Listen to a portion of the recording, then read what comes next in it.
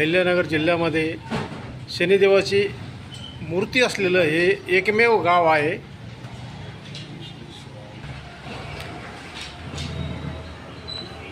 बेलापूर येथे शनी अमावस्येच्या निमित्ताने आज ही शनी यात्रा येते. खरं तर बेलापूरचे सर्व नागरिक शनी यात्रा आणि रविवारी कुस्त्याचं मैदान शनी यात्रेनिमित्त ठेवलेलं आहे. तरी आपण सर्व गावकऱ्यांना आणि विशेषतः तरुणांना मी आवाहन करेन, ह्या कुस्त्या बघण्यासाठी, हा मैदानी खेळ बघण्यासाठी आपण अवश्य उपस्थित राहा. त्या कुस्त्या बंद पडल्या होत्या, आपण हे सुरू कधीपासून केल्या? खरं तर आपल्या गावाला खूप मोठी परंपरा आहे आणि आपल्या गावामध्ये खूप मान्यवर पैलवान होऊन गेलेले आहेत.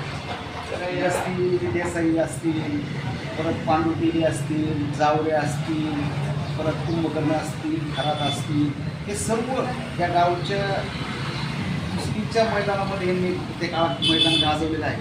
आणि हा भारतीय खेळ हा नवीन तरुणांमध्ये मागं पडत चाललेला आहे. आणि खरं मैदानी खेळ इथून पुढच्या काळामध्ये गावागाव सुरू झाले पाहिजे. कबड्डीसारखा खेळ, कुस्त्यासारखा खेळ.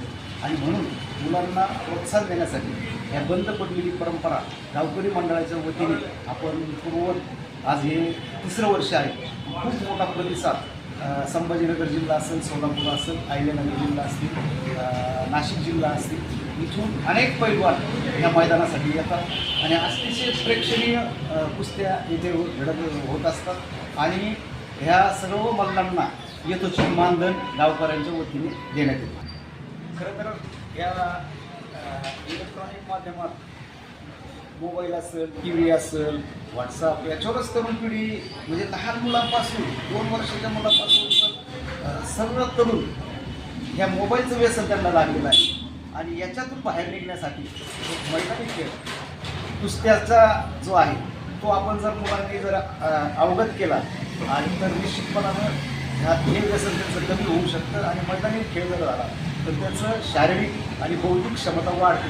म्हणून आपण हे कुस्त्या पुन्हा चालू केलं आहे.